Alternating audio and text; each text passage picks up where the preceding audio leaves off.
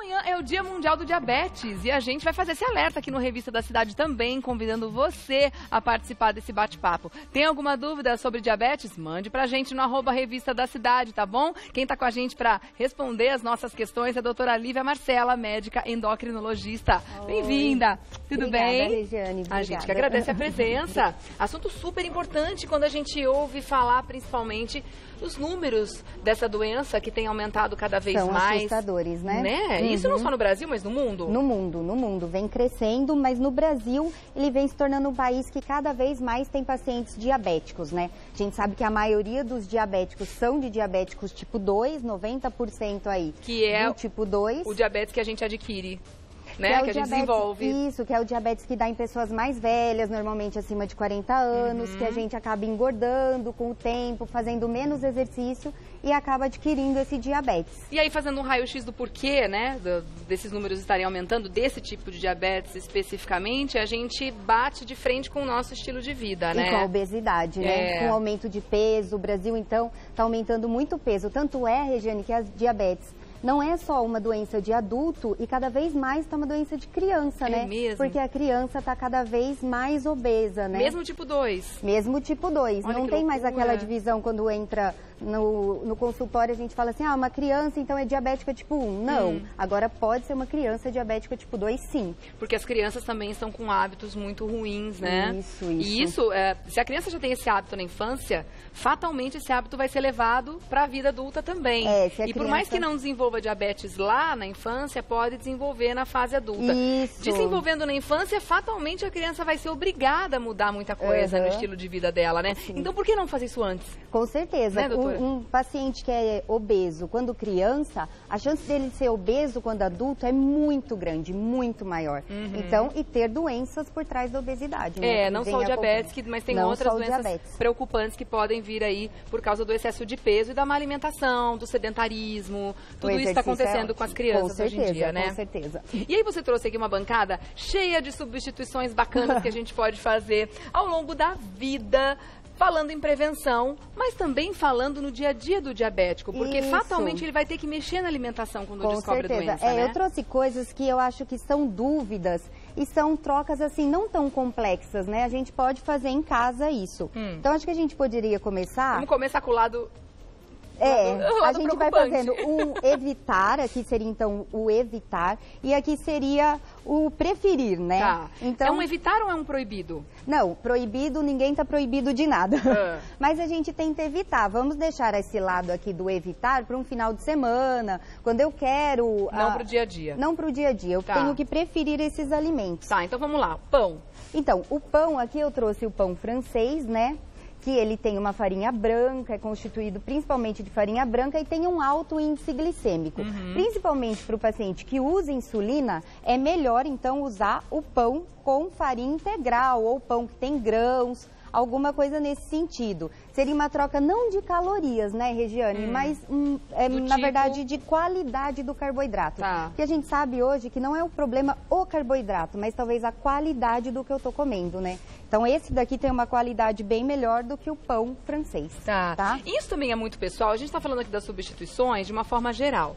Mas a pessoa precisa aprender a se enxergar enquanto tem a doença, porque muitas pessoas conseguem compensar, conseguem equilibrar e levar os níveis glicêmicos no dia a dia de uma forma tranquila. Isso. Outras pessoas que eu já encontrei que têm diabetes não conseguem entender por que o diabetes é tão descompensado. O mais importante... Qualquer coisa que come, independente se está nesse grupo, acaba tendo picos ou baixas muito importantes. O mais importante é você entender a sua doença. A informação é tudo. Se você conseguir entender a sua doença, você vai conseguir entender o que comer, entendeu? E não é que você está proibido de comer o pão francês. Eu fiz exercício, fui, nadei 2 quilômetros, saí e comer um pão francês. Meu diabetes vai aumentar? Provavelmente não. Nem para quem usa insulina, provavelmente não. Mas se der para preferir o pão integral, com farinha integral, seria melhor. Seria melhor. Então são as boas escolhas, né? O que é isso que tem nesse potinho? Esse daqui é um iogurte com... integral? Não, com açúcar. Tá, adoçado. Integral, adoçado, com sabor, poderia ser de morango, né? Então aqui tem uma quantidade de açúcar escondida muito grande. Por que não? Eu não posso usar um iogurte mais natural e desnatado. Então aqui tem uma quantidade de proteínas maior. A proteína para qualquer pessoa, mas para o diabético aqui vai levar ele a ter uma saciedade maior e por mais tempo, né? Sim. Então um lanchinho aqui com iogurte à tarde, esse vai tipo de bem, iogurte mas com aquele vai iogurte. muito bem. Tá. Isso. Ok. Bacon, manteiga, ou turminha do mal, mas é bom, né? Mas de fim de semana pode, então. De final de semana a gente dá tranquilo. aquela abertura. Como é que a gente substitui A gente poderia substituir o bacon por uma carne magra, por exemplo, patinho, por exemplo, filé mignon, poderia ser. A manteiga, por que tem uma gordura saturada aqui, né? Por uma gordura insaturada, o azeite, que seria o azeite, né? Aqui, ó, o suco de laranja, ele não é um vilão, o suco de laranja, né? Mas o suco de laranja, para fazer um suco de laranja, a gente acaba usando umas 2 ou 3 laranjas. Então, por que não chupar a laranja com o bagaço? Que é o que a gente precisa. Porque tem fibras, né? E eu acabo tendo maior saciedade aqui. Então, seria bem melhor a gente tentar usar a laranja inteira. E se eu quiser tomar um suco na alimentação, como eu poderia fazer? Poderia fazer um suco de limão, por exemplo, que o índice glicêmico é bem menor. E é lógico que eu tenho que colocar o quê? Ou o adoçante, né? Porque no caso que se eu colocar o açúcar, o índice glicêmico vai subir muito, tá? O diabético pode usar o mel como fonte de doce para algumas situações? Por exemplo, o iogurte, ou também pode subir o índice glicêmico com o mel? O mel tem um índice glicêmico alto, muito alto, mas né? se eu usar só um pouquinho, não preciso deixar super doce, não é isso que vai acabar subindo a diabetes. Eu fiz essa pergunta porque por ser natural, né? Muita gente acha que ele é também bonzinho, mas dependendo da situação, se usar demais, vai bagunçar. A sua pergunta casa bastante com a tapioca. A tapioca é uma coisa que a gente fala assim, é saudável. Sim, a tapioca não tem glúten, né? Mas a tapioca tem um alto índice glicêmico. Então, como que eu posso fazer se eu for diabético? Melhor eu usar ou a aveia, por exemplo. Agora, se eu quero usar tapioca de manhã, como eu posso fazer? Eu posso colocar um pouquinho do abacate, o guacamole, por exemplo, que a gordura, ela deixa o índice glicêmico um pouquinho mais lento, fica menor o índice glicêmico. Então, seria uma boa opção. Ou colocar um queijo branco, ou fazer uma crepioca, já melhora, entendeu? Gostei de tudo. Então... Pode mandar um de cada pra mim. Aliás, com essa guacamole, com a receita que a gente passou hoje, gente, fica ótimo, viu? Aqui é a farinha branca? A farinha branca com também da aveia, né? Uma substituição mais inteligente seria a aveia. Tá.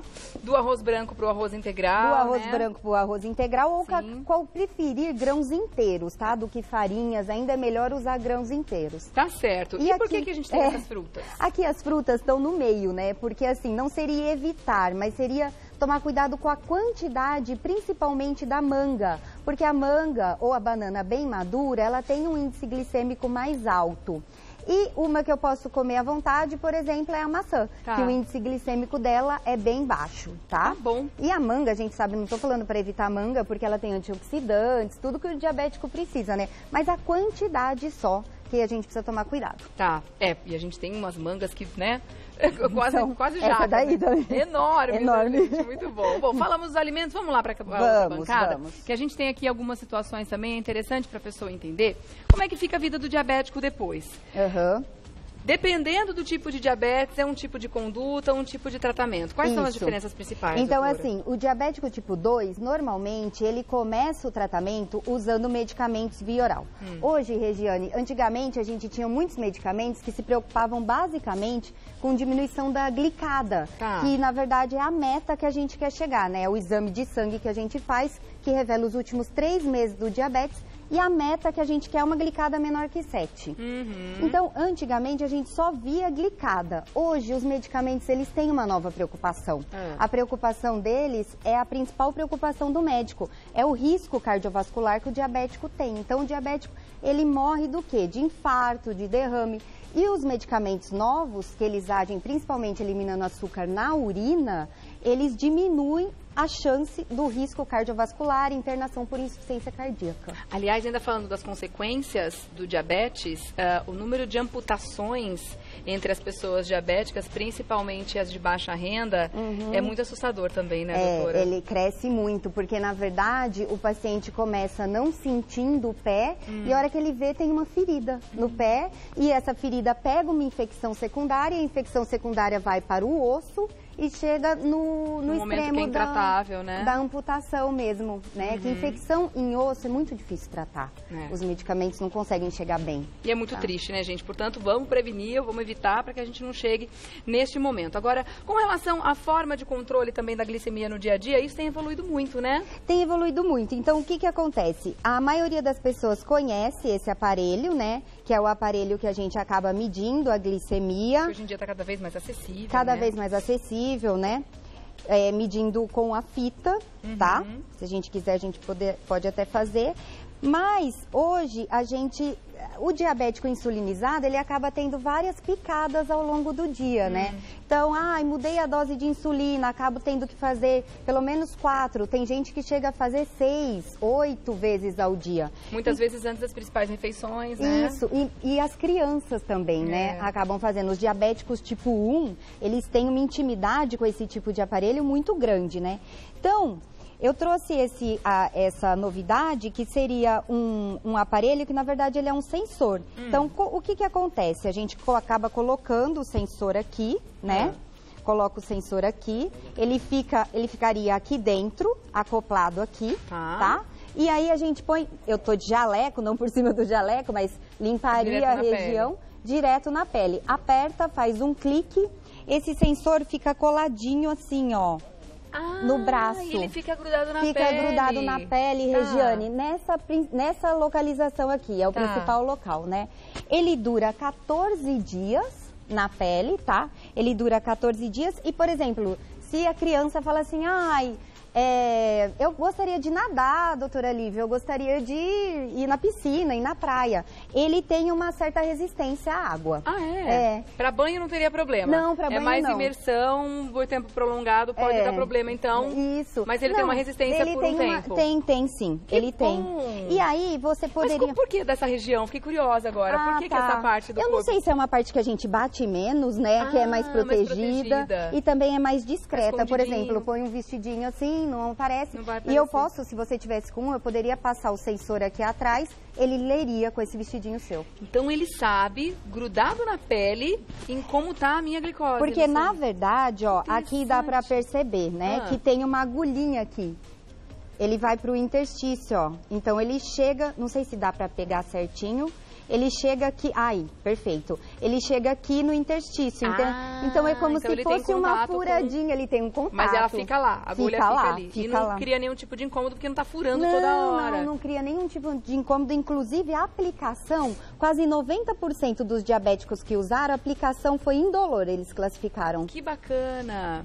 E isso, financeiramente falando, já tá mais acessível ou ainda é proibitivo? Porque tem umas coisas que quando aparecem... Eu vou te falar que, assim, não é proibitivo, mas não é tão acessível, não. Ele ainda tem um precinho um pouco mais caro, né? Mas ele não faz a liberação da insulina, ele só tá medindo. Não. Esse daqui só tá medindo, ele é diferente da bomba, né? Da bomba de insulina. Então, como funciona aqui? A gente liga, o sensor, na verdade, ele acaba funcionando o tempo todo, aí ele pede, ó, ele pede para passar o sensor, né? Então, você passa o sensor, fez a leitura, e aqui, ó, 87. Que bacana, Isso, gente. sem furar, né? Por exemplo, minha glicemia tá em queda, eu tô assustada, será que isso realmente é verdade? Você consegue fazer uma ponta de dedo e colocar aqui, ele consegue ler.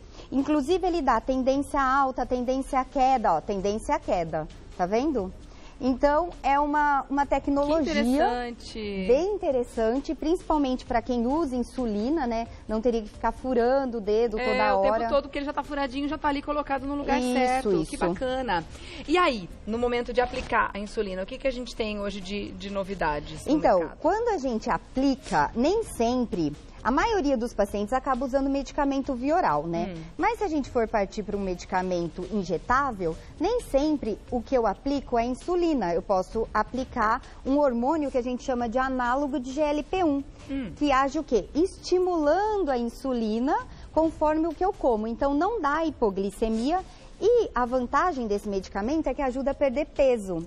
Que é tudo o que a gente quer para o paciente diabético, né? Tudo o que a gente quer. Controlar o peso de perto. Isso, então são alguns. E hoje eu trouxe aqui, ó, 2 insulinas que tem no Sistema Único de Saúde, tá? Uma rápida, que a gente pode perceber que ela é incolor. Tá. Dá pra ver aqui? Isso, ótimo. Incolor, então ela é incolor, ela é rápida. E uma insulina que a gente chama de basal, que ela é mais prolongada, ela é branquinha, leite, né? Como se fosse leite. Só que às vezes a gente tem que aplicar esse tipo de insulina 3 vezes por dia. Então, imagina, Regiane, eu tenho que medir o dedo, aplicar a insulina. Fura várias vezes, é muita coisa, né? Aí, eles fizeram uma insulina, por exemplo, essa daqui, que a gente consegue aplicar uma vez no dia. Ela dura mais que 24 horas. Tem uma estabilidade maior, dá menos hipoglicemia. Isso é muito importante. Hipoglicemia está correlacionado com morte, né? Então é muito importante. E essas que dão na unidade básica de saúde, ainda a gente acaba tendo uma agulha... Aquela agulha bem fininha. É, uma agulha aqui, dá pra ver? Ela é bem fininha, mas dá pra ver sim. É, ela é bem fininha, mas olha como tá hoje, né? Uma agulha para essas canetas que são mais novas, né? Então, vou por aqui. Ela é menor ainda? Bem menor, ó, bem menor. Ó, olha, super eu acho que aqui fina. Dá pra ver melhor, né? Gente, parece uma linha. Isso. Então, é bem menor. O tratamento, a aderência acaba sendo maior, né, Regiane? Claro. Porque o tratamento acaba sendo mais tranquilo para o paciente. Com certeza. Tem perguntinhas para você, ó. Cleonice quer saber o seguinte. Esses remédios que eliminam açúcar pela urina podem provocar gangrena? Ela ouviu dizer, chegou informação para ela, que a Anvisa está fazendo um alerta sobre isso. Teve um dos tipos que acabou dando maior amputação, mas na verdade são 3 tipos principais e os outros 2 não mostrou, como ela chama? Ela chama Cleonice. Cleonice, e os outros 2 não mostraram essa correlação. Então, o que acontece? Acaba sendo um medicamento bem seguro, ajuda a perder peso também, Regiane. Não perde tanto peso, mas ajuda a perder peso, um bom controle e uma proteção do coração, que eu acho que isso é muito importante. Tá, né? Isso é para diabético, né, gente? Não é medicamento para emagrecer, né? Não, isso, não. Vamos deixar aqui também a pergunta da Nanda. Ela perguntou o seguinte para você. Bom dia, ela disse que a filha dela fez um exame chamado insulina nasal e o resultado foi elevado. Ela pode ter diabetes? Então, para fazer o diagnóstico de diabetes, a gente precisa medir a glicemia. Não essa glicemia capilar aqui que a gente está medindo, mas realmente aquela do laboratório. A gente mede a glicemia de jejum, a glicada, e pode estar indicado pelo seu médico para fazer o teste de tolerância oral, que é aquele que toda grávida toma, né? Aquele líquido doce. É horrível. Ninguém merece esse exame, mas precisa fazer, né? Precisa fazer, todo mundo passa por isso. É que grávida a gente já fica mais enjoada, tomando esse negócio. Não, e só tem grávida e fica todo mundo assim, né?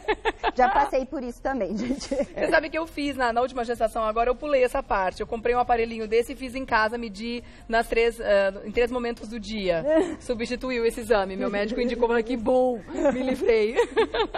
Muita gente elogiando aqui sua explicação, obrigada. Adorando. Só para mostrar para vocês que eles pensaram assim, por que não unir esse medicamento que emagrece com esse medicamento, uma insulina tão boa? Então, acabou unindo nesse novo medicamento, que é um medicamento que tem insulina e ajuda a emagrecer. Olha. Então, acaba dando um controle bem melhor com menos hipoglicemia, tá? E o ganho de peso que pode eventualmente dar a insulina acaba acontecendo bem menos ou quase não acontecendo com esse novo medicamento. Ah, legal. Um comentário rapidinho aqui. A Francine está dizendo que tem diabetes tipo 1, há 14 anos, ela vive bem, tem controle, é super feliz. Que ótimo. Que a gente bom, fica Francine. muito feliz com essa informação. E o Paulo quer saber se o diabético pode fazer uso daquele açúcar light.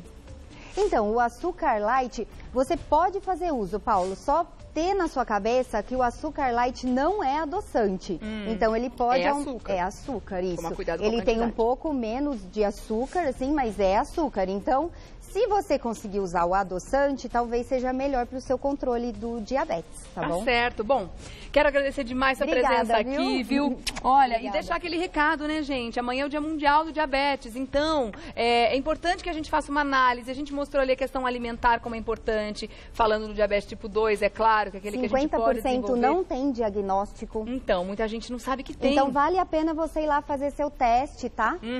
E claro que, assim, a qualidade de vida do diabético melhorou muito com tanto avanço, com tanta tecnologia, assim, a gente teve até relatos aqui, mas não é por isso que a gente vai relaxar, né? Não. No caso do diabetes tipo 2, que se a gente pode evitar, se a gente pode ter uma vida melhor, uma vida mais saudável, pra quê, né, gente? Então vamos todo mundo prestar atenção nisso. Doutora Lívia Marcela, médica endocrinologista, obrigada mais uma vez. Obrigada a você, Jane. Até a próxima, Obrigada, viu? Ótimo até. dia. Tchau. Que pauta interessante, né, gente? Que assunto bom. Por isso que a gente diz, a informação é uma arma que a gente precisa ter sempre.